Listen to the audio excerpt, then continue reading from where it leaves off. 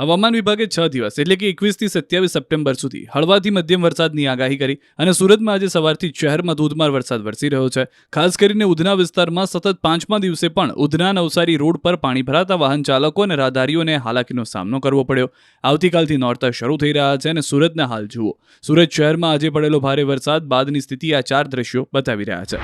સુરતના ઉધના નવસારી રોડ પર ભારે વરસાદથી પાણી ભરાયા. આ સાથે ગુરુદ્વારા પાસે પણ પાણી ભરાયા. આ વિસ્તારના રોડે નદીનું સ્વરૂપ ધારણ કરી લીધું અને પાણીનું વહેણ જબરજસ્ત જોવા મળ્યું, જેને કારણે વાહન ચાલકોને ભારે હાલાકીનો સામનો કરવો પડ્યો. આ તરફ ભેસ્તાન વિસ્તારમાં પણ પાણી ભરાયા. અહીં ગટરના પાણી બેક મારતા રહીશો ત્રસ્ત થઈ ઉઠ્યા. ભારે વરસાદથી ભેસ્તાન વિસ્તાર જળબંબાકાર થઈ ગયો. શહેરના દક્ષેશ્વર રોડ પર ભારે વરસાદથી જળબંબાકારની સ્થિતિ જોવા મળી. ભાદરવામાં સુરતમાં આજનો દિવસ અષાઢને યાદ અપાવી ગયો. જુલાઈ જેવી જમાવટ સુરતના ઘણા વિસ્તારોમાં જોવા મળી. જતાં મેઘરાજાની જમાવટથી સુરત પાણી થઈ ગયું.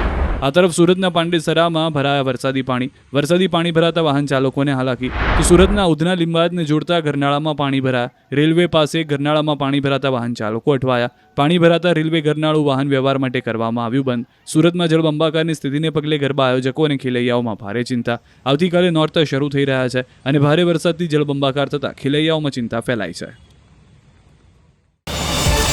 QR કોડ સ્કેન કરો અને ડાઉનલોડ કરો ન્યૂઝ 18 એપ. મેળવો ગુજરાત અને દેશ દુનિયાની પળે પળની અપડેટ્સ.